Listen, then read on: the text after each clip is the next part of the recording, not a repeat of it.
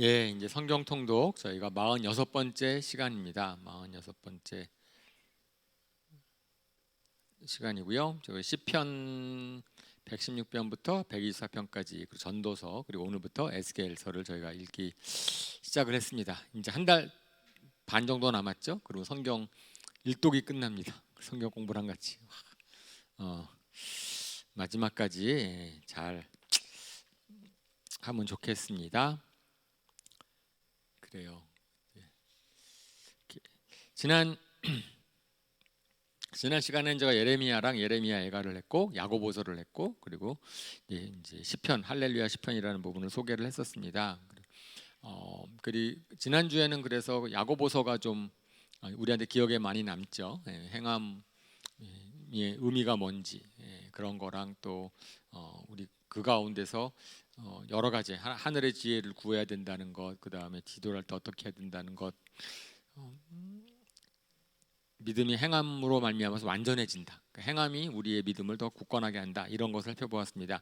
반면에 이번 주 동안에는 아마 전도서가 저희들한테 또 큰 영향을 끼치지 않았을까 싶어요. 전도서 말씀이 오늘 좀 핵심이 될 것 같고요. 그 앞에 있는 시편 먼저 살펴보도록 하겠습니다. 우리가 지난주에 살펴본 것처럼 할렐루야라고 시작하는 시편이 있었는데 할렐루야 시편이 118편 까지 마무리가 되죠. 그 다음에 119편이랑 그 다음에 그 뒤에 120편부터 쭉 올라가는 것은 성전에 올라가는 순례자의 노래라고 알려져 있는 시편들입니다. 그래서 할렐루야 시편은 이제 이스라엘 백성들이 절기 때 모여가지고선 이제 하나님을 찬양하는 시로 알려져 있다 그랬어요. 그래서 11편, 111편, 112편, 113편 같은 경우는 앞부분에 할렐루야라고 시작하는데 또 나머지 시들은 뒷부분에 할렐루야라고 하면서 이제 마무리를 합니다. 그래서 할렐루야 시편으로 알려져 있고요.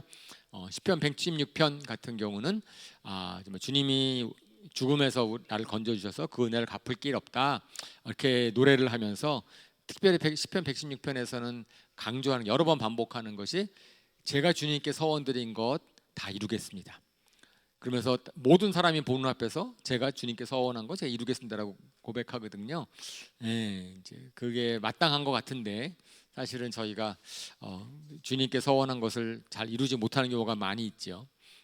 그런데 이제 그것에 대해서 시편 116편이 좀 생각나게 했고 시편 117편 같은 경우가 시편 중에서 가장 짧은 시입니다.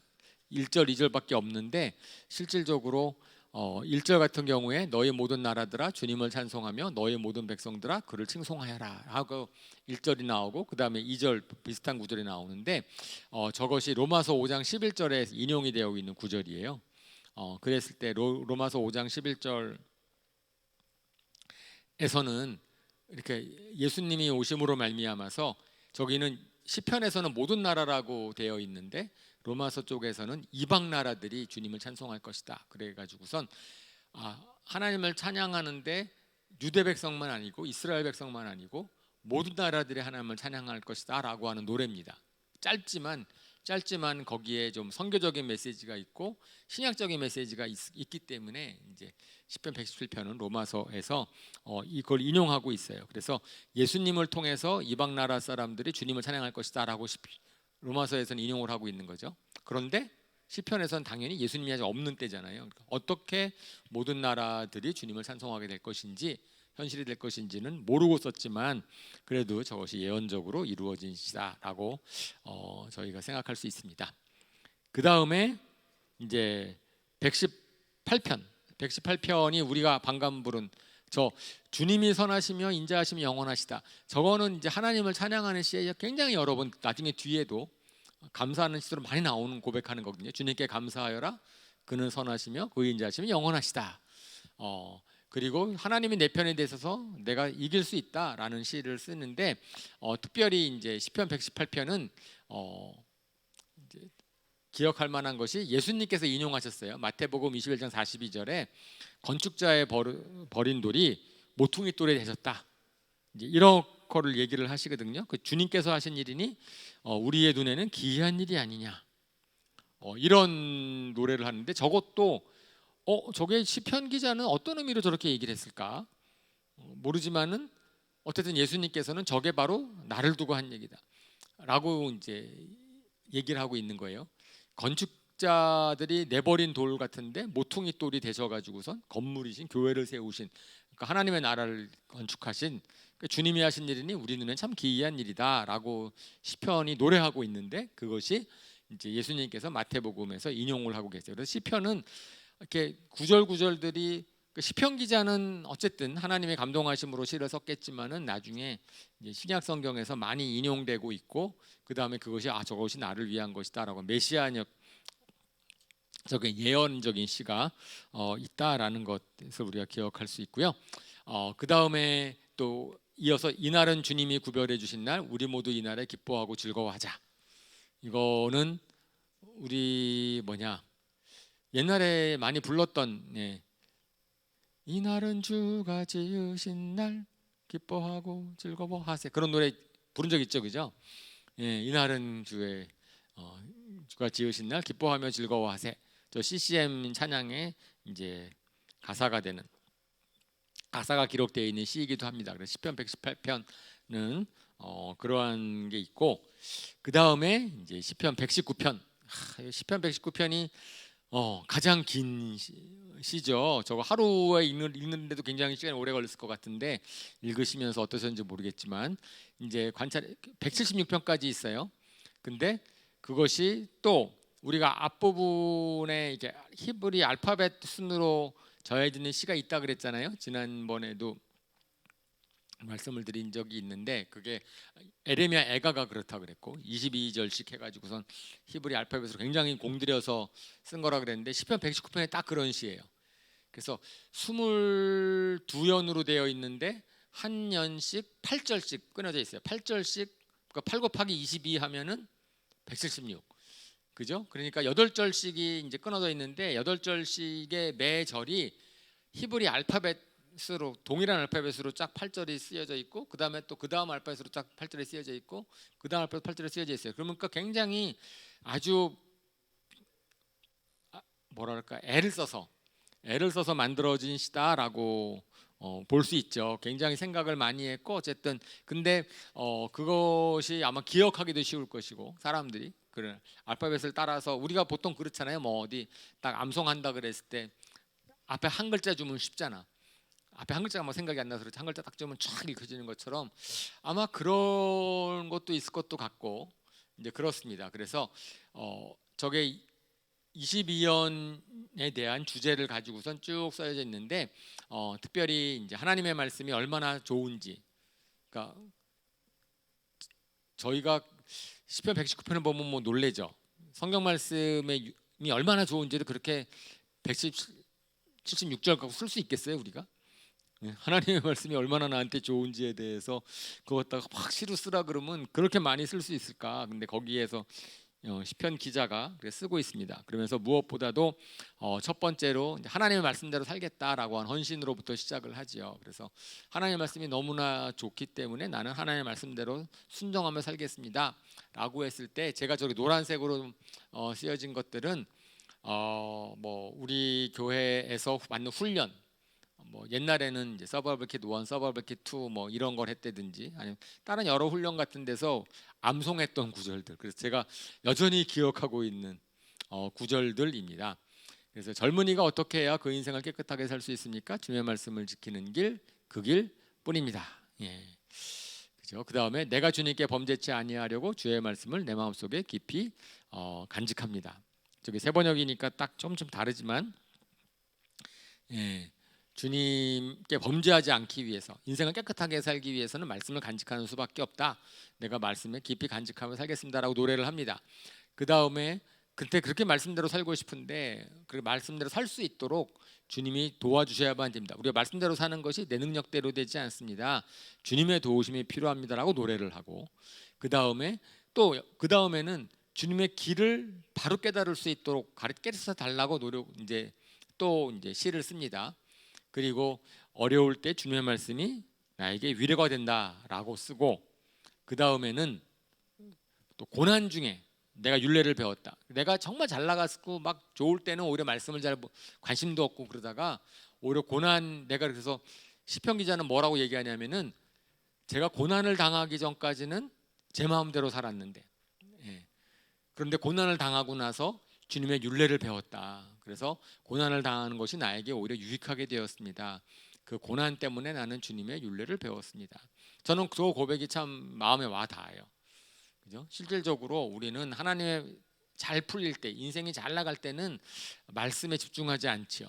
말씀을 공부하려고 하지도 않고, 근데 어쨌든지 간에 하나님께서 인생에 대해서 좀 생각해 보게 되는, 그러니까 고난이 왔을 때 말씀을 좀 깊이 보게 되고, 그렇게 되면은 말씀에 빠져들 수 있고, 말씀이 좋은 곳을 보게 되고, 그렇게 된 다음에는 그 다음에는 말씀을 알게 되고 나니까 말씀이 너무 좋은 거야. 이 말씀이 얼마나 완전하고 얼마나 영원하고 아름답고, 그래서 말씀이 좋다는 것을 갖다가 막 이제 또 노래합니다. 그 다음에는 말씀이 나를 인도해 주십니다. 주님의 말씀은 내 발의 등불이요 내 길의 빛입니다. 라고 이제 노래를 하고, 그 다음부터 이제 끝 부분까지는 좀 이제 이 시편 기자가 좋은 환경 속에 있진 않고 계속 말씀을 지키려고 하는데 계속 자기를 억압하는 사람이 있고 원수가 있고 악인들이 있어요. 그 가운데서 사람들이 뭐라 그러든지 간에 나는 말씀을 붙잡겠습니다라고 노래하면서 주님의 도우심을 구하는 거죠. 주님, 제가 말씀을 이렇게 붙잡고 있으니까 약속의 말씀대로 저를 도와주십시오라고 이야기를 합니다. 그래서 그 뒷부분은 이제 어떤 상황에서도 저는 주님의 법을 사랑하겠습니다. 주님의 구원을 바랍니다. 그러니까 이게 흐름이 있어요. 22년을 쫙 보더라도 처음 말씀을 지키겠다고 하면서 이제 자기가 말씀을 어떻게 깨달아가는지, 그리고 말씀이 얼마나 아름답게 느껴지는지, 그래서 한 다음에는 이제 뒷부분에는 실질적으로 말씀을 대로 사는 것이 쉽지 않다. 주변에서 여러 가지 어려운 점들이 있음에도 불구하고 제가 말씀대로 살겠다라고 하는 시로 이제 주님의 법을 찬양하고 있습니다. 그 다음에 이제 시편 120편부터는 부제가 계속 붙어 있는 시예요. 134편까지. 그래서 성전으로 올라가는 순례자의 노래라고 하는 제목으로 붙여져 있는 시입니다. 저것은 이제 절기 때, 그러니까 무슨 뭐 6월절, 오순절, 칠칠절 이렇게 절기 때요. 이제 성전으로 가면서 저런 노래를 부르면서 갔다라고 알려져 있는 시편들이에요. 시편들이고. 그래서 시편 그렇게 부제가 다 붙어 있어요. 근데 그 중에서 어떤 시는 다윗이 썼고 어떤 시는 이제 쓴 사람이 누군지 모르죠. 근데 120편이 먼저 120편을 보면 주님의 도우심을 구하는데 사기꾼들이 나를 속이려고 한다. 거짓말로 자기를 위협하려고 하는 사기꾼들로부터 자신을 도와달라고 이제 요청을 합니다. 그 다음에 121편, 저 시편 121편이 아주 우리가 많이 알고 있는 시예요. 왜냐하면 노래를 통해서 나의 도움은 하늘과 땅을 만드신 주님에게서 온다. 눈을 들어 산을 보아라. 눈을 들어 산을 보니 도움 어디서 오나 천지 지은 주 여호와. 예, 그 찬송가 383장. 예, 그 찬송가가 바로 저 시편 1편 128편의 이제 말씀인데, 그런데 그 앞부분은 찬송가지만은 그 또 뒷부분은 3절 4절 뒷부분은 다 또 우리 CCM 하나님은 너를 지키시는 자, 그죠? 우리가 또 많이 부르는 노래죠. 그것도 딱 시편 121편이에요. 시편 121편은 그러니까 저희가 아는 찬송가와 CCM 가사들로만 쫙 이루어져 있어서 하나님이 나를 도와주십니다. 하나님이 나를 이끌어 주신다. 그러니까 시편 갖고선 부른 노래들이 참 많다고 말씀을 드렸죠. 그 다음에 시편 122편은 다윗의 시인데, 시편 122편의 다윗의 시인데 거기에서 처음 1절이 뭐라고 얘기를 하냐면은 사람들이 주님의 성전으로 올라가자 그랬을 때 나는 기뻤다. 하나님의 성전에 올라가는 것이 나한테 정말 기쁘고 나 혼자만이 아니고 다른 사람들이 같이 가자 그랬을 때 굉장히 기쁘다 라고 얘기를 하고, 저 122편의 시는 하나님의 전이 평화로웠으면 좋겠습니다. 그러면서 하나님의 집에 평화가 깃들고 하나님의 집에 복이 깃들기를 기도하는 건데요. 특별히 저희가 6절 같은 경우에 이제 뭐죠? 이스라엘 맨데이트, 예루살렘 나중에 하나님께서 이스라엘 회복시켜 주실 것이다라고 좀 믿는 그러한 사람들에게는 꽤 이제 의미 있는 구절이죠. 예루살렘에 평화가 깃들도록 기도하여라. 예루살렘아, 너를 사랑하는 사람들에게 평화가 있기를 빌면서 예루살렘의 평화를 위해서 기도하는. 근데 저 예루살렘이 뭐 구체적으로 이스라엘 나라 현재 예루살렘이기도 하지만 아울러 저 시의 맥락이 하나님의 전 교회, 교회에 하나님의 평화가 깃들고 교회에 하나님의 복이 깃들도록 기도하는. 그러니까 우리가 어떤 면에서는 이제 저거 보면은 사람들이 우리 교회 가자 그럴 때 저는 굉장히 기쁠 것 같아. 지금 상황이 그래. 코로나 지금 딱 이 상황 끝나고 난 상황에서 사람들이 교회로 좀 왔으면 좋겠어요. 그래서 막 교회로 가자, 같이 갑시다라고 하면은 하나님도 기뻐하실 것 같고 저도 기뻐하실 것 같고, 그러면서 교회 가운데 평화가 깃들고 하나님의 복이 깃들도록 기도하는. 그러면 저 성전으로 올라가는 순례자의 노래는 우리가 교회로 나오는 우리들의 노래가 되었으면 좋겠습니다. 거기에 눈을 들어 산을 보니 도움이 거기서 옵니다. 그런 노래도 하고요. 그 다음에 이제 시편 123편 같은 경우는 자비를 비는 기도, 역시 조롱과 멸시를 받는 처지인데, 그러니까 120편 같은 경우는 사기꾼에게 이제 고통을 당하고 있을 때 도움을 구하는 기도고, 123편도 조롱과 멸시를 받는 처지에서 주님의 도우심을 구하는데, 거기에서도 키는 뭐냐면은 이런 상황 가운데서 눈을 들어 주님을 보니까 해결이 되는 거예요. 그렇기 때문에 눈을 들어 주님 봅니다. 사실은 우리의 도움, 우리의 소망은 주님께 있는데, 그러면 우리가 이제 땅을 보지 말고 사랑을 보지 말고 눈을 들어야 됩니다. 그게 성전으로 성전에 왜 갑니까? 우리가 교회를 왜 오죠? 주님을 만나기 위해서 오잖아요, 그죠? 주님을 보기 위해서. 그러니까 그러한 이제 시들이지요. 그리고 시편 124편은 승리를 주신 주님을 찬양하는 것인데, 저거는 우리가 또 많이 불렀던 옛날 우리 영혼이 벗어났도다 사냥꾼의 올무에서 새같이, 이런 거 많이 조이스쿨 때 많이 안 해요?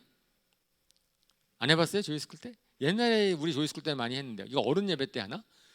우리 영혼이 벗어났도다 사냥꾼의 올무에서 새같이. 올무가 뭐 재밌는 노래예요. 저거 이거는 재밌는 노래인데. 오케이.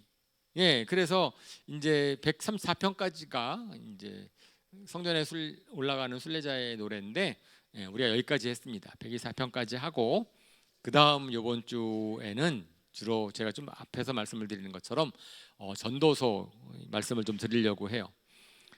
전도서는 그죠. 이렇게 나이가 들면서 점점 더 실감이 가는 책이죠. 전도서가 마음에 와닿기 시작했다 그러면 인생을 많이 사셨다 이렇게 생각하시면 되고, 아직까지 전도서가 좀 나한테 거리가 멀다 그러면 아직 젊은 거죠, 아직. 근데 사실은 전도서는 젊은 사람들이 쓴 책이에요. 솔로몬 왕이. 그래서 책 개요를 봅시다. 개요를 보면은 히브리어로 코헬렛이라는 이제 단어, 코헬렛이라고 하는데, 그것은 사람을 모으다, 사람을 모으다라는 뜻에서 이제 세카할이라는 데서 유래된 말이라고 합니다. 히브리어로 코헬렛이라고 하는데, 근데 이제 영어 성경이 뭐죠? 갑자기 생각이 안 나. 어쨌든 영어 성경 이름은 교회랑 비슷해. 에클레시아랑 비슷해요. 에클레시아랑 비슷해가지고선 거기에 모인다라는 건데, 거기에서 집회, 선생님이라는 뜻이 있는 거죠. 그러니까 영어 제가 발음이 틀릴까봐 발음을 안 하고요. 그냥 그 있잖아요. 그렇고, 근데 우리 말로는 우리 전도서 그는 도를 전하는 책이잖아요. 그러니까 도를 전하는 사람. 그러니까 어떤 면에서는 사람들을 모아놓고선 거기에서 내가 깨달은 것을 가르쳐주는 책이에요. 그러니까 솔로몬이 나중에 뒤에 보면 젊은이들한테 이제 내가 이 책을 쓴다는 젊은이들 대상으로 쓰고 있는 거라는 거를 이제 마지막 결론 부분에서 얘기를 하죠. 젊은이들한테. 그리고 이제 자기가 인생을 쫙 보니까 이런 말을 해주고 싶다라고 하는 겁니다. 사실은 그래서 제가 계속 저자를 갖다가 솔로몬이라고 얘기를 하고 있어요. 왜냐하면은 바로 전도서 처음에 시작할 때 다윗의 아들이며 예루살렘의 왕이다라고 얘기하고 있거든요. 그리고 이 정도로 막 지혜를 많이 갖고 부귀영화 누리고 있고 이런 것이 솔로몬이라는 것이 확실한 것 같은데, 성경학자들 중에서는 이건 솔로몬이 아닐 것이다라고 생각하는 사람도 있습니다. 왜냐하면은 우리는 잘 모르지만은 전도서를 쓴 언어가 전도서에 쓰여져 있는 단어가 좀 후대에 사용됐던 단어들이 몇 개 있다고 하고, 그 다음에 예루살렘을 다스리는 왕이 여러 명 있었던 것처럼 표현을 하고 있다는 거예요. 근데 이전 사람들, 예루살렘에 이전 다스렸던 이전 사람들에 대한 기록이 있는데, 다윗 다음엔 솔로몬밖에 없는데, 이전이라 그래도 다윗밖에 없을 터인데, 이게 그러니까 이거는 후대에 쓴 것이 아닐까라고 이제 주장하는 사람도 있는데, 저희는 그냥 솔로몬이 썼다라고 이해해도 괜찮을 것 같습니다. 이 메시지, 성경 학자들은 좀 고민을 하라 그래도 저희는 그냥 솔로몬이 썼다고 생각하는 것이 훨씬 더 어쨌든 메시지를 받는 데 있어서 저희가 뭐 문제가 없기 때문에 좋기 때문에 그렇게 생각하면 좋겠습니다. 그렇게 됐을 때에는 여기에는 솔로몬이 나이가 많이 늙은 다음에 쓴 거라는 것에 암시가 있어요. 뒷부분에 11장 뒷부분에. 그래서 솔로몬의 통치 말기일 것이다 라고 얘기를 하고 있고, 전도서 그러면은 우리가 딱 아는 것처럼 어떤 책 그러면은 그 책에 굉장히 중심되는 단어들이 있잖아요. 중심 요절들. 그럼 다 아시겠죠? 전도서는 헛되고 헛되니 모든 것이 헛되다라고 얘기하는 책입니다. 히브리어로 헤벨이라고 하는 단어가 무려 52회나 사용됐다. 이거 헛되다. 이건 정말 세상에서 모든 것 다 헛되다라고 하는 것이기 때문에 전도서 그러면은 이 세상 사는 것이 인생 세상살이가 헛되구나. 근데 세상적인 것을 추구하는 것은 헛되구나라고 하는데, 그 내용을 보면은 하나님이 없는 삶은 사실은 무의미하다. 세상에서 뭘 하든지 간에 무의미하다. 그러기 때문에 하나님이 주신 것을 감사하고 받아들이며 사는 것이, 그것이 지혜로운 것이다. 그러니까 헛된 거 추구하지 말고 하나님이 주신 것에 감사하며 살아라라고 하는 거고, 결론은 이제 그것이다. 하나님을 두려워하고 그의 계명을 지켜라라고 하는 결론을 얘기하고 있어요. 그래서 전도서라는 것은 마지막 결론은 하나님을 경외하고 율법을 계명을 지켜오면서 행하는 것이, 그것이 가장 복된 것이다라는 것을 얘기하고 있는 책입니다. 그런데 그래서 구성을 보면은 1장 2장은 모든 것이 헛되다. 그 다음에 3장에서 6장은 인간이 성취된 것 헛되고, 7장에서 10장은 인간이 참 어리석다. 인간이 왜 헛된 것을 그렇게 추구하느냐, 참 어리석다. 그러니까 11장 12장은 그럼 어떻게 살아야 되느냐, 결론은 하나님을 경외하며 살아라, 이거란 얘기죠. 그래요. 그랬을 때 모든 것이 헛되다라는 것에서 세상의 수고는 보람이 없다라고 얘기를 하는데, 거기 왜 세상에서 뭘 얻든지 간에 왜 보람이 없습니까? 첫 번째, 사람은 만족할 줄을 모른다. 우리가 뭐든지 성취를 해도 결국은 그거 갖고선 됐다라고 하기가 참 어렵다라고 하는 거죠. 사실은 그래요. 목표지향적이고 막 뭘 얻으려고 했는데 딱 뭘 달성하고 나잖아요. 그럼 갑자기 목표가 사라지고 나면 성취해도 헛되고요, 성취 못해도 헛되고, 성취하고 나면은 갑자기 허전해져. 내가 뭘 해야 되지? 그 다음에는 난 여기까지 왔는데 그 다음에는 뭘 할지 몰라가지고 방황하는 경우도 많이 있죠. 왜 젊은 학생들 같은 경우 만약에 내가 대학을 가야지 막 그래서 대학을 딱 왔는데 갔어. 그다음부터 목표가 없어지는 거야. 그러면 또 이제 막 방황하는 사람도 많이 있고. 근데 또 목표를 달성하지도 못하잖아요, 많은 사람들이. 그러면 그거 가운데서 힘들고. 그래서 성경에서는 이렇게 얘기를 하죠. 사람은 무엇을 성취해서 만족감을 누리지 못한다. 사람이 완전히 만족감을 누릴 수 있는 경우는 언제만 만족감을 누릴 수 있어요? 우리가 보통 이제 이런 줄 알아요. 사람들이 좀 간사해서 뭔가 좋은 것 있어도 처음에는 막 좋다 그러지만 나중에는 시시해지고 또 새로운 거 또 찾고 뭐 이런 거잖아요. 그런데 사람들이 그러면은 이렇게 또 얘기하잖아요. 천국에도 지겨우면 어떡하지? 천국에 갔는데 천국 생활에 지겨워질 수 있지 않을까? 너무나 뻔해서 이렇게 생각하고 질문을 받아봤는데 제가 근데 저희 답은 성경적인 답은 뭐죠? 성경적인 답은 천국에 가야 비로소 사람들은 행복감을 느낀다, 만족하게 된다. 천국에 가기 전까지는 사람은 결코 이 세상 것을 만족할 수 없다. 이 세상에서 모든 것들은 천국에 대한 행복을 추구하기 위한 모방품들, 가짜들. 그래서 그걸 얻어봤자 만족감을 누리지 못하기 때문에 사람은 결국은 에덴 동산에 가야, 천국에 가야지만 완전히 만족하고 완전히 행복해진다. 그러니까 에덴 동산 가기 전까지, 하나님 나라에 가기 전까지 사람은 결국 만족하지 못하기 때문에 헛되다는 거예요. 그러니까 뭘 해도 인간은 성취한 다음에 헛되다고 느낀다는 거죠. 하나님 나라에 갔을 때에만 완전히 만족할 수 있는 존재다. 그 사람이 뭔가를 했다 그래도 해 아래 새 것이 없다. 이거 문제는 또 무엇이냐면 내가 뭔가 성취했다고 해도 아무도 안 알아줘. 그죠? 그 다음 세대 지나고 나면은 그 다음 세대가 기억해 주지도 않는다라고 이야기를 합니다. 그러면서 이 저자가 솔로몬은 자기가 지혜를 많이 쌓으려고 무지하게 애를 썼는데 헛되다. 그러면서 지혜가 많으니 뭐가 많다? 번뇌가 많더라. 아는 게 많으면 그런 거 있잖아요. 아는 게 병이다. 알아가지고 막 고통스럽고 알아가지고 힘들고. 그때 솔로몬도 이제 그렇게 얘기를 하는 거죠. 그리고 자기는 즐거움과 쾌락을 추구했는데 그것도 헛되더라. 나는 술도 많이 먹어봤고 그 다음에 뭐 돈도 많이 가져봤고 여자도 많이 사귀어봤고 이 세상에서 많은 것 쾌락을 추구할 거 다 추구해봤는데 그것도 만족을 주지 못한다라고 얘기합니다. 아이고 어느 거라도 하나 좀 해봤으면 좋겠다 이렇게 생각할 사람이 있을지 모르지만은 다 해봤더니 결국은 아무것도 아니더라라고 얘기를 하는 거죠. 근데 저것이 뭐죠?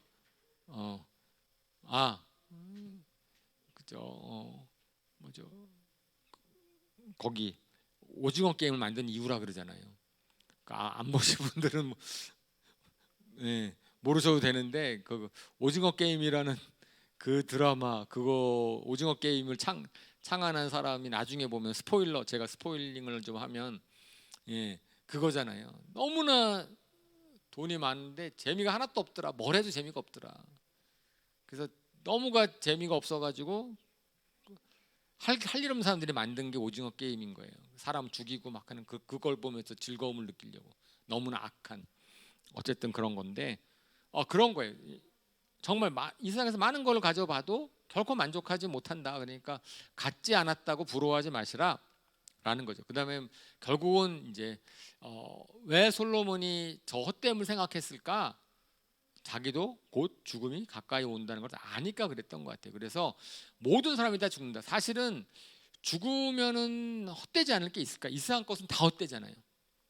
이 세상 것은 다 헛되는 거죠. 죽으면 아무 소용도 없죠. 내가 뭘 하든지 간에 사실은 그것은 다른 사람이 사용하게 되는 것이고 그것도 좀 헛된 것이고 그렇다라고 얘기를 합니다. 그래서 이제 그 모든 것 헛되다라는 걸 생각하다 보니 솔로몬 그 전도자가 얘기하는 것이 인생의 기쁨과 보람은 결국은 하나님이 주시는 거고 수고해서 보람을 느끼는 것만큼 더 나은 것이 없더라라고 이야기를 합니다. 내가 수고해서 내가 수고한 것의 대가를 기뻐하고 그것에 감사하는 것, 그것이 제일 좋은 것이더라. 인생의 기쁨 하나님이 주시는 것이다라고 해서 초반에 결론을 냅니다. 저 결론은 근데 솔로몬에서 전도서가 계속 강조하고 있는 거예요. 결국 사람은 어떻게 사는 게 좋으냐? 사람은 주어진 것에 만족하고 기쁘게 살아라. 즐기며 살아라. 그러니까 뭘 더 얻으려고 애쓰지 말라. 그거 갖고선 막 마음 쓰지 말라라고 이야기를 합니다. 그래서 인간의 성취가 헛되다라는 것을 갖다가 좀 더 이제 3장부터 6장까지 좀 더 자세히 설명을 하죠. 그러면서 딱 얘기하는 것이 자, 모든 일은 때가 있다. 근데 그 때는 내가 정하는 게 아니다라는 게 문제가 있는 거죠. 그죠? 뭐 슬플 때가 있고 기쁠 때가 있고 뭐 어디 잔치집 갈 때 있고 어디 갈 때가 있고 뭐 할 때도 있고 저 할 때도 있고 막 때가 있다고 하는데 사실은 인간의 섭리, 인간의 자기 꾀가 하나님의 섭리를 바꿀 수가 없어요. 그래서 결국은 모든 것들은 하나님이 하나님의 때를 갖다 내가 바꾸려고 애를 쓰지 말아라 라고 이야기를 하고 그래서 저는 저 3장 11절 12절 말씀 저 말씀은 저희가 한번 같이 전도서에서 굉장히 귀한 말씀이기 때문에 한번 읽어볼 만할 것 같습니다. 같이 한번 읽어볼까요? 하나님은 모든 것이 제때에 알맞게 일어나도록 만드셨다. 더욱이 하나님은 사람들에게 과거와 미래를 생각하는 감각을 주셨다. 그러나 사람은 하나님이 하신 일을 처음부터 끝까지 다 깨닫지는 못하게 하셨다. 이제 나는 깨닫는다. 기쁘게 사는 것, 살면서 좋은 일을 하는 것, 사람에게 이보다 더 좋은 것이 무엇이야? 예, 솔로몬이 아주 많은 것을 다 해본 다음에 마지막에 깨닫게 되었다라고 고백을 하는 겁니다. 자기가 이건데 그건 자기의 지혜로 깨달아지는 게 아니고 자기가 경험으로 알게 된 거고 하나님이 마음을 주신 거예요. 그걸 봤더니 우리는 몰라요. 어떤 일이 어떻게 될지 미래에 어떻게 될지 알지 못해요. 그죠? 그러니까 그것은 하나님한테 맡기면 돼. 그러니까 우리가 그걸 주제넘게 막 미래를 갖다가 어떻게 바꿔보려고 뭘 해보려고 하지 말고 하나님이 하시는 것을 우리가 인정을 하면 그 다음에는 나에게 주어진 것에 내가 감사할 수 있는 거죠. 그러면서 기쁘게 사는 것, 살면서 좋은 일 하는 것, 그보다 좋은 일이 없다라고 이야기를 합니다. 그러니까 내가 아무리 애를 써도 하나님의 섭리를 바꿀 수가 없어요. 내가 아무리 애를 써도 하나님의 섭리를 바꿀 수가 없어요. 그러니까 인간의 성취가 헛된 막 뭘 하려고 하는 게 헛된 거죠. 그죠? 우리가 하나님의 뜻을 바꿀 수가 없으니까. 그 다음에 또 두 번째로 헛된 이유는 사실은 인간의 노력과 성취는 따지고 보면은 인간의 욕심에 근거한 거예요. 그러니까 욕심에 근거해. 그러니까 막 내가 막 뭐 얻으려고 애쓰고 성취하려고 사실은 저도 몇 번 설교할 때 말씀을 드렸지만은 하나님께 맡기고 하나님의 인도하심을 따르는 사람들은 마음이 편해. 그 결과가 주님께 달려 있으니까. 그런데 내일을 내가 계획하면은 마음이 불편해. 그 일이 안 되면. 근데 따지고 보면은 그것이 나의 욕심이 들어가 있는 거죠. 내 뜻이 이루어지려고 하는 거죠. 그런 것이다라고 이야기를 합니다. 사람은 만족할지를 모르고 그러기 때문에 거기서 이제 이렇게 얘기합니다. 그거를 딱 간파한 다음에 솔로몬이 너 욕심대로 살려고 하지 말고 같이 더불어 사는 게 낫다. 그러면서 나오는 말이 세 겹줄은 끊어지지 않는다. 혼자 눕는 것보다는 두 명이 눕는 게 낫고 혼자서 성을 방비하는 것보다는 두 명이 같이 방비하는 게 낫고 같이 어울려 사는 게 낫다라고 하면서 그래서 너 혼자를 위한 이기적인 삶보다는 더불어 사는 것이 낫다. 역시 죽으면 아무것도 아닌 거죠. 그러니까 우리가 말하는 허무감, 헛된 것의 원인은 뭐냐? 그러면은 우리가 뭔가를 갖다가 내 욕심대로 얻으려고 막 애를 쓰기 때문에 그런 것인데 그것은 결국 우리한테 만족감이나 행복을 주지 못한다라고 얘기를 하는 겁니다. 그 다음에 이제 전도자가 뭐 하나님을 마치 경외하는 거에 대한 하나님을 경외하라 뭐 이런 것은 결론 부분에 한번 나오지 중간 부분에는 하나님 얘기 별로 없거든요. 그 대신에 뭐냐면은 하나님이 결국은 모든 행위를 다 심판하신다. 그렇기 때문에 하나님을 두려워하고 말씀에 순종하는 그것이 이제 우리의 본분이다라고 또 얘기를 합니다. 그리고 이제 그것은 또 하나는 이제 뭐냐면은 결국 부와 재산과 명예를 가졌다고 합시다. 이제 가져봤어요. 근데 부와 재산과 명예를 가져도 즐기지 못하면 아무것도 아닌 거예요. 즐기지 못하면 사실은 제가 그거는 저번에 설교 때도 말씀을 드렸죠. 재물은 내가 가진 것은 쓸 때 의미가 드디어 내게 되는 거예요. 쌓아만 두면 우리는 보통 쌓아두고선 저거 쌓아둔 거 내 거야, 쌓아둔 거 내 거라고 했는데 쌓아만 두고선 내가 죽어버리면 어떡하겠냐 이거예요. 하나님 말씀은 그러면 이것이 뭐 이거 내 것이 아무리 많아도 쌓아놓고만 있었지 한 번도 사용하지 않았으면 무슨 소용이 있어요. 그 대신 이것을 내가 좋은 일에 사용을 하면 그제서야 바로 이것이 내 거가 되는 거죠. 내가 사용할 때 이것이 내 거가 되는 거니까. 그래서 뭐 쌓아두는 것 즐기지 못하면 아무 소용도 없다. 그러니까 전도서의 전도자는 하나님이 주신 것을 즐겨라, 기뻐해라. 하나님이 주신 것으로 만족해라. 그리고 하나님이 주신 것을 갖다가 그것을 즐기며 살아라라고 이야기를 합니다. 하나님이 우리에게 허락하신 것을 즐거워하는 것이 마땅하다. 그거 얘기를 하고요. 그 다음에 인간의 무지와 하나님의 지혜를 비교를 합니다. 인간은 자신의 앞길을 잘 알지 못한다. 그 대신에 죽음이 딱 닥치게 되면은 비로소 사람은 고민하게 되는 거죠. 내가 도대체 뭘 하면 살 것인가. 궁극적인 가치와 의미를 생각하게 된다. 아직 이제 우리 젊은 지체분들은, 젊은 성도님들은 와닿지 않겠지만, 예, 이제 저희가 점점 죽음이 가까이 왔다는 것을 갖다가 느끼게 됩니다. 주변에 많은 분들이 아프고 돌아가시는 분도 생기고 본인도 아프게 되고, 그러면 야, 이게 영원한 것이 아니구나 라는 것을 깨닫게 되는 게 있는 거죠. 그랬을 때는 뭐가 가치가 있을까? 뭐 어떻게 사는 게 좋을까? 당연히 고민하게 되는데, 그거는 제가 얘기하는 거지만, 나의 30대, 20대, 30대까지, 20대까지는 꿈을 얘기하고, 뭐라 계획을 얘기하고, 10대에는 꿈을 얘기하고, 20대는 계획을 얘기하고, 30대에는 좀 보다 나은 거를 얘기하지만, 이제 50대가 넘어가잖아요. 그 다음부터는 다 과거를 얘기합니다. 앞으로 꿈을 얘기하지 않아.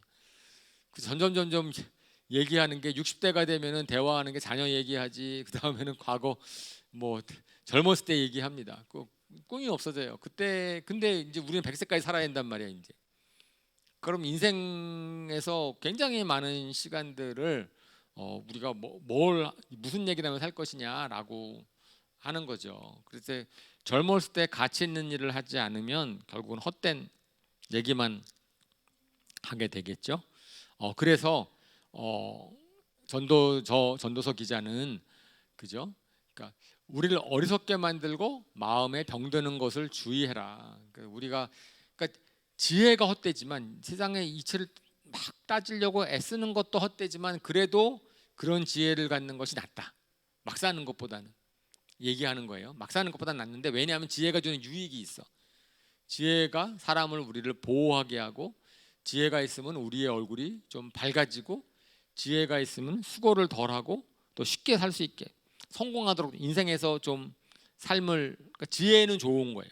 그러니까 뭐 잠언을 썼으니까 솔로몬이, 그리고 지혜를 굉장히 칭송을 했는데, 여기서의 전도자는 이런 지혜도 헛됨을 막지는 못한다. 이 세상에 속한 거라면 헛된 것을 막지는 못하지만, 그래 이 세상에 살 때에는 지혜가 있는 것이 좋다라고 얘기를 하니까 이제 그렇게 얘기를 합니다. 그러면서 뭐 비유를 들어서, 도끼날을 갈아야 나무 깎는 게 쉬워지는 것처럼, 나무를 열심히 애를 쓴다고 잘 되는 건 아니고, 그 지혜가 필요하니까 지혜를 얻도록 해라라고 하는 얘기를 하죠. 그렇지만 이제 그것과 아울러서 굉장히 중요하게 얘기하는 게, 자신의 의로움과 지혜를 자랑하지 말라라고 이야기를 하는 거예요. 거기서 좀 이제 얼핏 딱 들을 때는 이거 왜 그러지? 이렇게 얘기하는 거예요. 너무나 의로워지려고 하지도 말고 너무나 지혜로워지려고 하지도 말아라. 의로워지려고 하다가 빨리 죽고, 지혜가 많다고 자랑하다 빨리 죽는다, 뭐 이런 표현이 있단 말이에요. 이제 그것은 뭐냐면, 자기 스스로가 의롭다고 지혜롭다고 자랑하지 말아라. 그러니까 여기 전도자에서는 인간의 지혜를 자랑할 것이 못 된다 라는 바탕하에 깔고 있는 거예요. 그래서 하나님을 두려워하는 사람들은 극단을 피한다 라고 얘기를 하고, 인간은 열심히 고민한다고 지혜가 주어지는 게 아니다라는 겁니다. 연구를 한다고 지혜를 얻을 수 있는 건 아니에요. 근데 왜 그랬냐 그랬더니, 솔로몬이 해봤다는 거예요. 그러니까 이 세상을 갖다가 이 세상이 어떠한 원리로 돌아가는지를 이해하려고 막 연구를 해봤는데 답이 안 나온다. 이해가 안 된다. 왜냐하면은 하나님이 의롭다 그러는데 악한 사람이 잘 되고, 악한 사람이, 어떤 사람들은 저 사람 분명히 악한 짓을 했는데 근데 저 사람이 죽었어. 그래서 사람들이 오히려 저 사람을 칭찬하고, 그러니까 도대체 이 사람들이 정신이 나갔나? 왜 저 악한 사람들을 칭찬하지? 그러니까 사람들의 마음, 사실 우리가 그렇잖아요. 이 세상을 돌아가게 만드는 게 사람들인데, 우리 뭐죠? 천길 물속은 알아도 한길 사람 속은 모른다고. 그리고 유행가 가사도 있잖아. 내 마음 내가 모르는데 네가 어떻게 나를 아냐, 뭐 이렇게. 그러니까 이게 아무도 몰라. 사람들을 알 수도 없으니까 그 사람이 무슨 행동을 할지, 왜 그러는지 도대체 이해가 안 가는 거야. 그러니까 사람을 할 수가 없죠. 옛날에 계몽주의는 뭐 사람을 교육하면 될 거라고 했는데 전혀 그렇지 않거든요. 그러니까 솔로몬이, 인간은 자기가 연구한다고 막 해도 지혜를 얻을 수 있는 것이 아니다. 그러니까 결론이 뭐냐면은 겸손해지라는 거예요. 겸손해지. 그러니까 하나님이 하시는 일은 우리가 아무리 해도 깨달을 수가 없으니까 그냥 하나님께 맡겨라. 그러니까 하나님이 하시는 일은 우리가 그걸 갖다 해석하려고 하지 말아라. 사실은 우리는 하나님 왜 그렇게 하셨습니까? 어떻게 하실 겁니까? 라고 따지고 싶은데, 솔로몬의 전도자는 뭐냐면, 하나님께 대해서는 그냥 딱 인정, 하나님이 하시는 일은 하나님이 하시는 일이군요. 그러면 나는 어떻게 하는 게 좋겠습니까? 하나님이 나한테 허락하신 한도 내에서 내가 기쁘게 사는 거예요. 행복하게 사는 것, 즐겁게 사는 것. 그래서 하나님이 결국 우리를 주관하시니까 거기에서 그냥 어떻게 죽은 뒤를 고민하지 말고 어떤 일을 다 하든지 최선을 다해라 라고 하고 있습니다. 그러면서 이것이 전도자가 가진 이제 솔로몬이 가지게 된 지혜입니다. 그런데 저는 점점 저도 나이가 들어가니까 비슷한 결론에 도달하게 되는 것 같아요. 그러니까 우리가 예수님 믿을 때에 하나님을 의지한다. 하나님을 의지한다는 게 도대체 뭐지? 하나님을 믿고 산다는 게 뭐지?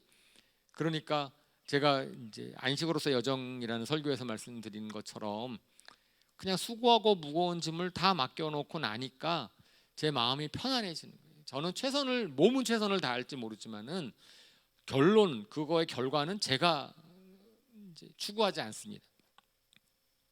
제가 추구하지 않고 맡기는 거예요. 하나님이 그냥 되게 하시면 되게 하시는 거고 안 되게 하시면 뭐 어쩔 수 없는 거예요. 내가 최선을 다했는데 안 돼? 마음 하나도 안 상해. 그냥 그러면 하나님이 허락하지 않으셨나 보군요. 이렇게 할 수 있게 되더라고요. 예, 그렇게 되는 것 같아요. 학교에서 연구를 해도 그렇고 뭐 많은 애를 썼다 그래서 내가 애를 쓴 것에 대한 결과를 제가 꼭 가져야 된다라고 저는 생각하지 않습니다. 그러니까 그렇게 되면 어떻게 되겠어요? 그렇게 되니까요. 그러면 과정을 제가 즐기려고 해요. 과정에 내가 만족하려고 해요.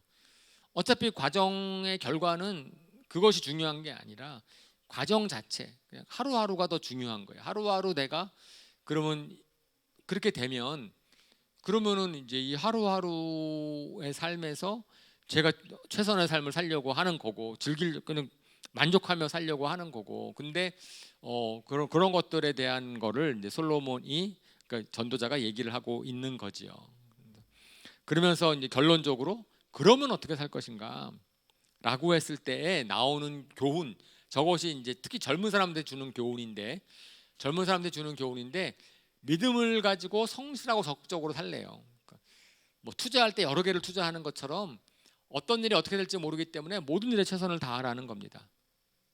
그래서 11장 6절에 이렇게 얘기를 해요. 그러니까 막 모든 것 헛되다라고 얘기를 해놓고선 그러니까 이게 잠깐 모순되는 것 같지만 모든 일이 헛되다는 걸 얘기하는 것 했지만 그러면 헛되니까 놀아? 헛되니까 아무것도 안 해? 우리가 보통 뭐래도 헛돼, 뭐래도 덧없어. 그렇게 되면 결론이 뭐가 나올 것 같아요? 대충 살자, 뭐래도 뭐 그냥 그래야 되는 거 아니야? 이렇게 나올 것 같은데 이 전도서의 결론은 그게 아니에요. 전도서의 결론은 아침에 씨를 뿌리고 저녁에도 부지런히 일하라. 어떤 것이 잘 될지 너희가 알 수 없지 않느냐.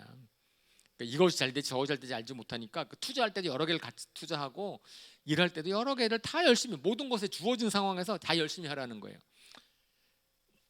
하나님이 우리한테 뭐 가정에서 친구들이랑 뭐 회사에서 뭐해서 하게 하신 거잖아요. 그러면은 우리는 어느 쪽에서 하나님의 은혜를 경험을 할지 하나님께서 나를 어디를 쓰실지 몰라. 그러니까 모든 일에 최선을 다하는 거예요. 뭐 최선을 다하다 보면 하나님께서 그거를 쓰셔가지고선 당신이 기쁨을 주실 수 있다는 얘기죠. 그러니까 그것이 요셉이 감옥에서도 최선을 다할 수 있었던 일이고 뭐 믿음의 사람들이 어떤 상황 가운데서도 최선을 다할 수 있었는데 그것은 믿음을 가지고 성실하고 적극적으로 살아라 라고 하는 것. 그 첫 번째입니다. 최선을 다해 헛된데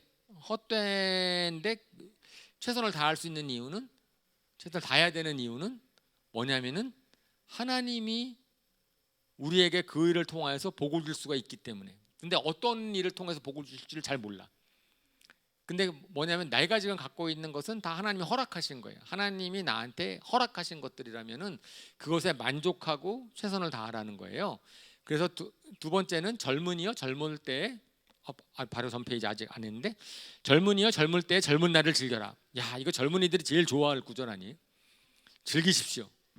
예, 즐기세요. 저는 이게 물어봐요. 대학생 때 뭐 대학교 들어가거나 중고등학교 들어가거나 후회 없습니까? 나중에 돌이켜 봤을 때. 그래서 후회 없이 살면 좋겠죠. 근데 저는 그렇게 하려면은 뭘 해야 되냐면은요, 그 나이 때 그 나이에서 할 수 있는 일을 하는 게 좋아요. 그 나이, 그저 공부는 중고등학교 때 하는 거고요. 그 나이에는 공부하는 게 맞는 거예요. 나중에 머리 커져서 공부하려고 그러면 머리만 아파. 그때는 공부하는 거고. 이제 뭐 대학생이 됐다, 대학교 들어갔다, 그럼 여러 동아리 활동도 하고 친구도 사귀고 뭐도 하는 거예요. 직장 들어가고 막 하면 잘 못해, 또 어려워. 그럼 그때 해야 되는 일을 하면 되는 거예요. 시간은 돌아오지 않거든요. 이 시간에 할 수 있는 때 내가 하는 게 맞는 거잖아요. 근데 그렇게 시간을 아끼되 그것이 하는 것이 어떤 면에서는 그 시절을 즐기는 거죠. 어떤 진로를 갈까요? 제가 어떤 전공을 할까요? 뭘 할까요? 그러면은 사람들은 뭘 따져요? 어느 게 성공하지? 어느 게 돈을 많이 벌지? 어느 게 미래의 전망이 좋지? 이런 거 따지잖아요. 그런데 저희가 성경적으로 주는 조언은 당신이 하기를 원하는 것, 당신이 꿈을 갖고 하기를 원하는 것을 해라. 근데 그것이 내 욕심에 따라 하는 것이 아니고 이제 주님이 주시는 비전 따라 하는 게 제일 좋다. 그러니까 마음과 눈이 원하는 길을 따라라라고 얘기하는데, 저것이 이제 방종이 될까봐 염려했는지 전도자는, 자, 젊은이여 젊을 때 즐겨라라고 얘기를 하지만 한 가지 딱 붙이죠. 하나님은 너의 행위를 심판하시는 것을 기억해라. 그러니까 방종하지 말라, 죄짓지 말라는 거예요. 그러니까 즐기는 거랑 너 마음대로 사는 거랑 다르다. 그러니까 젊었을 때의 창조주를 기억해라. 하나님은 모든 행위를 심판하신다라고 이야기를 합니다. 그러니까 창조주를 기억하되 즐겁게 사는 거예요. 저는 저것이 우리 크리스찬들, 신앙하는 사람들이 저렇게 했으면 좋겠어요. 즐겁게 살았으면 좋겠어요. 행복하게 살았으면 좋겠어요. 행복하다고 얘기를 할 수 있었으면 좋겠고, 편하다고 얘기를 할 수 있었으면 좋겠어요. 하나님 때문에 제가 즐겁습니다. 하나님 때문에 평안합니다. 근데 그곳에 이제 밑에는, 전도서에서 밑에는 뭐가 있는 거예요? 이세상 것을 추구하지 않는다. 왜? 이세상 것은 건 다 헛돼. 그것을 해가지고서는 우리가 즐거울 수도 없고 행복할 수도 없어. 그러면 어떤 게 행복해요? 하나님의 뜻에 맞는 걸 하면서 행복해요. 그러니까 제가 그렇잖아요.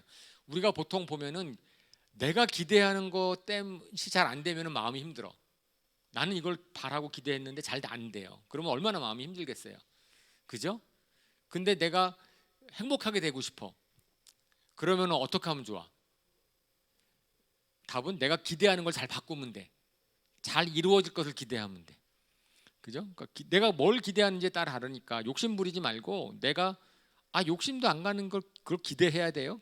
기대할 마음이 안 되는데, 그런데 우리 크리스찬들에게 있어서는 아주 좋은 게 있다니까요. 하나님이 약속하신 것을 기대하는 거예요. 하나님이 약속하신 것을 기대하면, 그러면은 그거는 하나님이 도와주시거든요. 하나님이 이루기를 원하시는 거니까. 그러면은 그것을 우리가 기대하면은 이제 행복할 수 있는 거죠. 그리고 기뻐할 수 있는 거니까 그러는 거예요. 그래서 우리가 그 비밀을 깨닫게 되면은, 이제 솔로몬이 그 비밀을 좀 알았으면은 헛된 일을 좀 덜 했을 터인데, 그 똑똑한 솔로몬이 마지막에, 이제 솔로몬은 안타깝게도 그 이방 여자들을 아내로 삼아 가지고선 게임에 빠져서 이제 좀 끝이 안 좋았잖아요. 그런 거죠. 그래서 또 끝에 책은 아무리 읽어도 끝이 없고 공부만 하는 것은 몸을 피곤하게 한다. 예, 참 위로가 되는 말. 그죠? 책을 뭐 공부한다고 알 수 있는 게 아니다. 그 창조주를 기억하는 게 맞는 거예요. 창조주 하나님을 기억하면, 그러니까 하나님을, 결론이 그거라는 거죠. 하나님을 두려워하고 그분이 주신 계명을 지켜라. 저거 플러스 어떻게 하라고요? 즐겨라. 젊을 때를 즐겨라.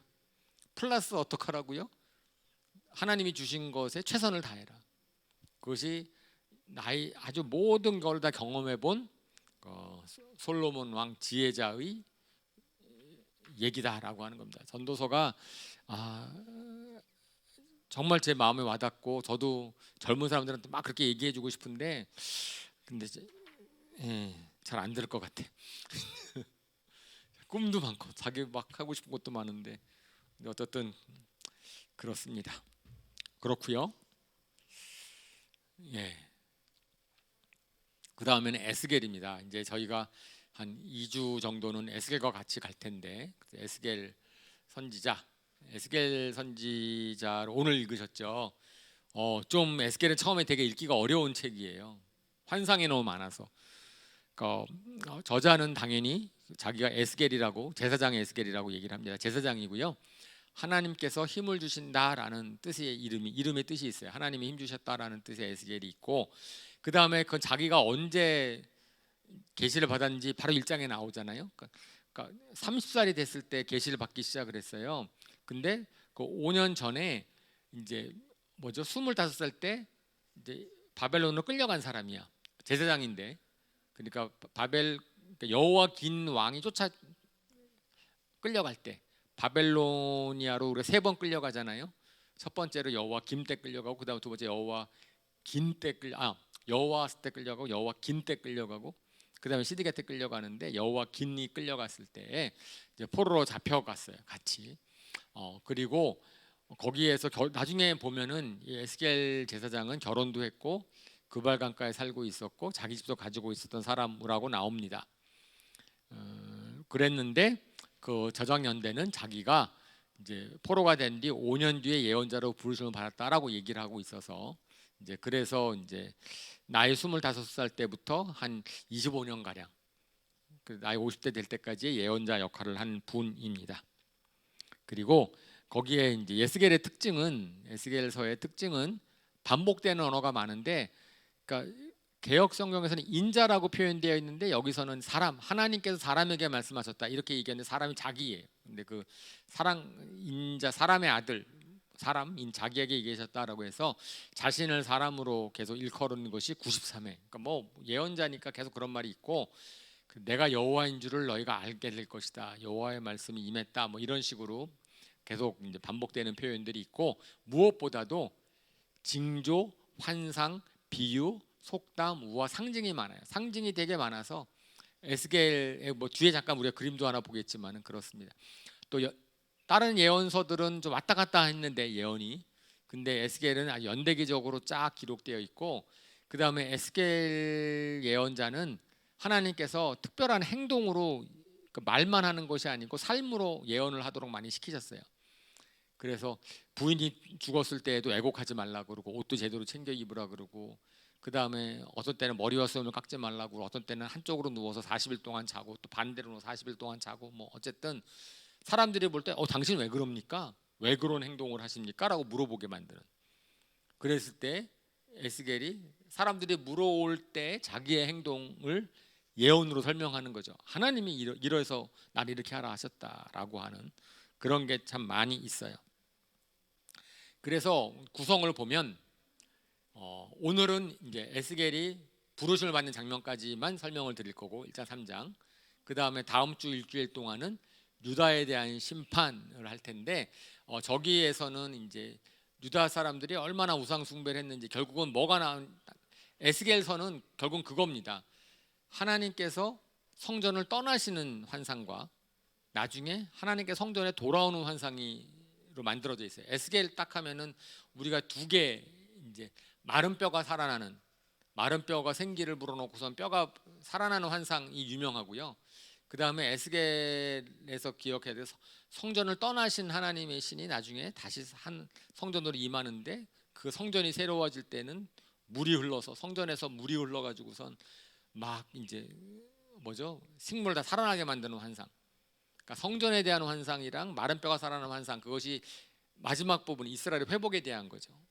회복에 대한 건데, 그것은 우리가 다음 주일 거고, 보니까 4장부터 24장 일주일 동안에는 이제 유다 그들이 얼마나 이제 또 악을 행했는지, 예언자를 통하여서 왜 너희가 바벨론에 이렇게 와 있는지 이제 그것을 갖다가 이제 설명하는 것입니다.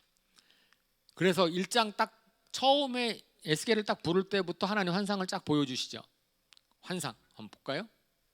네, 저런 환상을 봅니다. 제가 에스겔에 본 환상이라는 것 지금은 이게 잘 보이시나 모르겠는데, 이건 제일 멋있게 그려져 있는 걸 제가 일단 하나 골랐는데, 환상을 딱 본 거예요. 환상을 봤는데 일단은 저기 천사같이 생긴 저 이상한 머리가 4개인 그리고 날개를 갖다가 위로 들고 자기 몸을 가리고 있는데 그런 게 네 마리의 생물을 보고 그 다음에 네 개의 바퀴를 보고 그리고 바퀴에는 눈이 가득하고 뭐 이제 뭐 이런 환상을 보는 거예요. 하나님이 저런 걸 딱 보여주셨는데 사실은 이제 에스겔이 본 환상을 가지고선요 거기 뭐죠?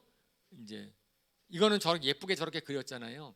그랬는데 제가 그 이름은 기억을 하지 못하는데 미국이나 그런데 보면은 뭐죠? 이단 아니면 좀 그렇게 저 성경책을 막 그렸더니 저게 뭐가 나오냐면은 이제 외계인이 나오는 거죠. 우주선에 외계인이 나와가지고선 외계인을 믿는 종교도 있어요.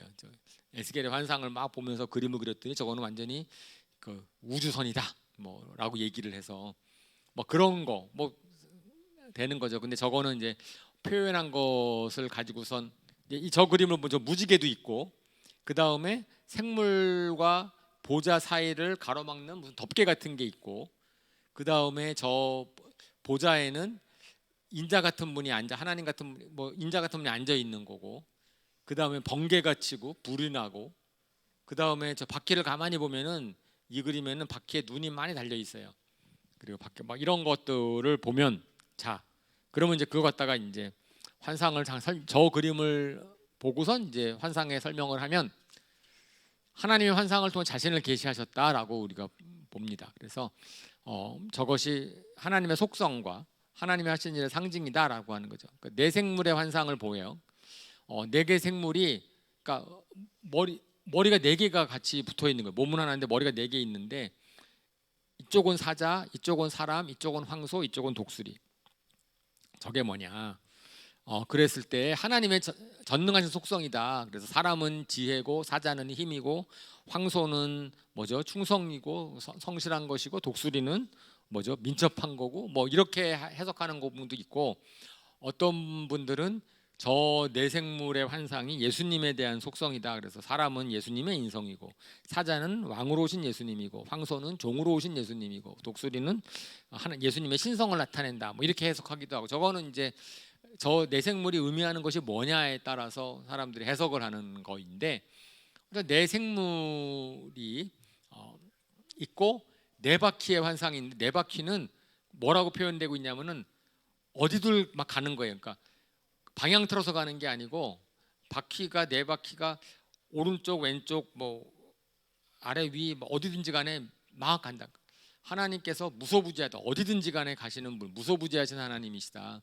내 생물은 하나님의 전능하심을 나타내신다. 그리고 바퀴에 눈이 가득한 것은 하나님은 모든 것을 감찰하신다. 눈으로 다 지켜보고 계신다. 어디를 갈 수도 있고 뭐든지 다 보실 수가 있는 분. 그 다음에 창공 모양의 덮개가 있는 것은 하나님의 거룩하심을 나타내고 하늘의 보좌에 앉아 있는 것 거룩하고 하나님의 높으심을 나타내고 무지개의 빛은 하나님의 소명을 나타내고 그래서 한마디로 말해서 영광 하나님의 영광을 환상을 통해서 보여주신 것이다라고 하는 거죠. 저 환상을 한번 또 본 에스겔이 저 환상을 또 보거든요. 한 번만 본 게 아니고 저 환상을 몇 번 보는데 그러면서 저거는 이제 하나님이 자신한테 계시하실 때 이제 저 환상 가운데서 말씀하시는 것으로 그리고 영광이라고 번역되어 있는 히브리 단어가 카봇이라는 단어인데 사실은 영광의 히브리적인 언어는 뭐냐면은 무거움이에요. 그러니까 무게가 글로 쏠리는 것, 그 영광이라 그래요. 하나님의 영광이라고 했을 때 그것은 무게가 그쪽으로 한쪽으로 쏠려서 이제 하나님은 드러나게 되는 그 영광이 에스겔서에 25번 정도 반복이 된다고 합니다. 자, 그런 환상 가운데서 에스겔을 하나님께서 부르시면서 소명을 주시는 거예요. 에스겔을 부르셔 소명을 주시는데 저것이 이사야 예언자할 때도 마찬가지고 다 모든 예언자한테 주실 때 예레미야도 마찬가지고 하나님께서 이렇게 말씀하시는 거예요. 내가 너를 불러서 백성들에게 보내시는데 그들은 절대로 너 말을 듣지 않을 것이다. 참, 그러니까 뭐죠? 하나님의 말씀을 전하도록 부르심을 받았는데, 야, 내가 너를 부르면 사람들이 너 말을 잘 들을 거야. 이렇게 하면 얼마나 기분이 좋겠어요. 그런데 그렇지 않은 거죠. 예언자들을 부르실 때는 너가 말씀을 전해라 라고 얘기하고, 그랬을 때 하나님의 영이 임해서 같이 할 것이다 라고 얘기하셨는데, 말씀하시는 것이 그들이 듣든지 말든지 너는 그들에게 나의 말을 전해라. 아울러서 그들이 얼마나 너희를 반역할 것인지, 얼마나 목이 고든 곡성인지, 그러니까 그들을 두려워하지 말아라. 내가 너를 굳세게 할 것이다 라고 이야기를 하십니다. 그리고 두루마기를 먹이세요. 그 환상 가운데서 두루마기를 먹여서 입에 달다고 이 표현을 하는데, 하나님이 주시는 예언의 말씀을 하나님께서 예스겔한테 환상으로 보여주시고, 그리고 나서는 경고하시는 겁니다. 내가 너를 보낼 터인데 그들은 결코 너 말을 듣지 않을 것이다. 그리고 주님의 영이 에스겔을 또 이끌어 가지고선 이제는 그발 강가에 있는 백성들에게 보내셨는데, 또 에스겔서에서 굉장히 중요한 메시지가 그거죠. 그러니까 에스겔을 보내셨을 때 우리가 꼭 기억해야 될 메시지가 오늘 읽었지만 파수꾼을 세웠다라고 하면서 뭐죠? 저들은 망할 터인데, 저들은 벌져서 망할 거예요. 그런데 왜 에스겔을 보내요? 에스겔을 보내서 파수꾼을, 나는 너를 파수꾼으로 세운다. 그래서 너가 말을 안 해서 저들이 망하면 내가 책임을 너한테 묻겠다. 너가 말을 했는데도 불구하고 저들이 말을 안 들으면 그들의 책임이다라고 얘기하는 거. 사실은 저가 그거잖아요. 정말로 하나님한테 우리가 해서는 안 되는 것은, 그죠? 죄를 지적받았는데 죄인지를 회개하지 않는 거죠.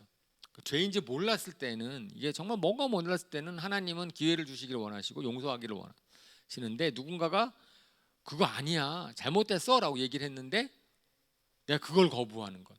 그러니까 사실은 가장 큰 죄는 회개하지 않는 죄가 가장 큰 죄죠. 우리가 다른 행동을 하는 죄는 나중에 깨달아서 회개할 수 있어요. 하나님은 그럼 회개하면 용서해 주시니까, 모르고도 그랬고 기회를 주시는 거니까. 그런데 다 알려주셔서 하라 그랬는데 거기서 완고해지면은 방법이 없잖아요. 그러니까 우리가 하나님의 말씀을 전하는 것은 사실은 구원의 메시지이기도 하지만 죄를 더 죄되게 하는 메시지가 있는 거죠. 그래서 이것이 사실은 성경에서 우리가 복음을 전했을 때 복음이 어떤 사람에게는 축복의 메시지고 구원의 메시지죠. 그죠? 왜냐면 살아나는 거니까. 그런데 반면에 어떤 사람에게는 그것이 죄를 더 죄되게 하는 메시지예요. 그래서 그거 하나님을 거부하게 만드는 거니까. 그런 건데, 이제 그런 역할이다. 우리 복음을 전하는 사람들, 하나님의 말씀을 전하는 사람들은 파수꾼이다. 그래서 에스겔만 택함 받고 보냄 받은 것이 아니고 우리도 그러한 존재다라는 것을 우리가 생각하게 하십니다. 그리고 말을 전하라고 했는데 막상 말을 전하라고 했을 때 하나님께서 이랫동안 뭐죠? 그러니까 에스겔을 벙어리가 되게 하세요. 그리고 나중에 입을 열게 하십니다. 이 얘기는 뭐냐면은 뭐죠? 전부 다 하나님의 뜻을 따라야 되는 거예요. 말하는 것도 그렇고 하나님이 입을 열어주실 때까지는 우리가 말을 할 수는 없는 거죠. 그래서 사역자는 그러니까 하나님이 주시는 말만 해야 되고, 그 다음에 하나님이 말할 때를 또 알려주실 것이다. 어떻게 말할 때 알려주실 것이다. 이제 그것을 갖다가 상징적으로 에스겔에게 보여주십니다. 그래서 저희는 이제 앞으로 이제 2주 정도, 1주 반 정도 에스겔을 묵상하면서 이제 보내게 될 것입니다. 자, 이렇게 에스겔 개요를 말씀을 드렸습니다. 우리 이 시간에는 잠깐 눈을 감고 저희가 오늘 시편에서는 성전에 올라가는 노래, 순례자의 노래에 대해서 제가 좀 더 강조를 드렸어요. 우리가 코로나 시대에 하나님의 전, 교회로 몰려와서 하나님의 전을 정말 평화와 복을 위해서 기도하는 것 참 하나님이 기뻐하실 것 같다라는 말씀을 드렸고, 그리고 말씀대로 사는 것에 대해서도 얘기를 했습니다. 그래서 전도서를 보면은 결국은 하나님 없이 사는 이 세상의 모든 수고는 헛되다. 그렇기 때문에 인생을 다 살아본, 모든 것을 다 누려봤던 전도자가 얘기하는 것처럼 하나님을 기억하고, 그리고 주어진 것에 만족하고, 그 다음에 즐기면서 최선을 다하는 것, 그것이 정말 지혜로운 것이고 그것이 좋은 것이다. 그보다 좋은 것이 없다 라고 얘기하는 그것을 우리가 기억했으면 좋겠습니다. 이제 에스겔서 이제 시작을 하는데 하나님이 우리를 보내셔서 똑같이 보내셔서 하나님의 말씀을 전할 때 우리가 파수꾼의 사명을 가지고 있다라는 것을 기억했으면 좋겠습니다.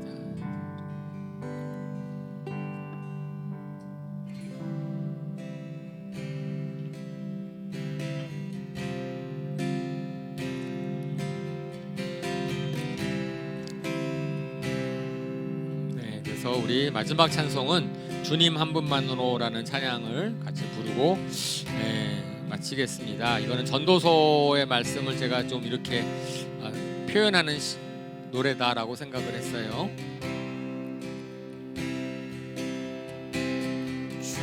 주님 한 분만으로 내 영혼 만족하네. 다른 종류의 즐거움 날 채울 수 없네. 주님 한 분만으로 내 영혼 기뻐하네. 세상이 주는 어떤 유혹도 날 흔들 수 없네. 이것이 나의 힘, 이것이 나의 노래, 이것이 내 소망의 이유. 주 나의 모든 것. 주님 한 분만으로, 주님 한 분만으로 내 영혼 만족하네. 다른 종류의 즐거움 날 채울 수 없네. 주님 한 분만으로 내 영혼 기뻐하네.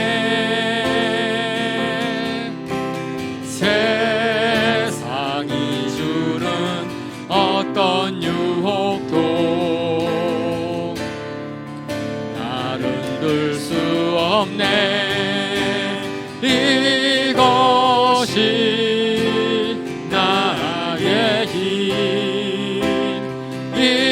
이것이 나의 노래, 이것이 내 소망의 이유. 주 나의 모든 것. 하나님 아버지 감사합니다. 정말 오늘 또 전도자의 글을 통하여서 이 세상의 모든 것들, 하나님 없이 저희가 추구하는 모든 것들이 얼마나 헛된 것인지를 하나님 말씀을 통해서 저희가 들었습니다. 그러면서 하나님 정말 주님만으로 만족하고 주님이 주신 것에 감사하고 최선을 다하고 주님을 경외하는 것, 그것이 저희의 즐거움이 될 수 있고 본분이고 기쁨이 될 수 있음에 대해서 하나님 저희가 생각해 봅니다. 정말 그렇게 됐으면 좋겠습니다. 저희가 전부 다 교회에 와서 모여서 주님을 찬양하는 하나님, 그런 저희들 되었으면 좋겠고, 정말 주님의 뜻대로 저희가 기뻐하며 즐거워하며 안식하며 그리고 복을 누리며 살기를 원합니다. 우리 말씀을 듣는 저희들에게 그러한 믿음을 주시고 하나님 그런 마음 허락하여 주시옵소서. 말씀 주심을 감사드리며 예수님의 이름으로 기도합니다. 아멘.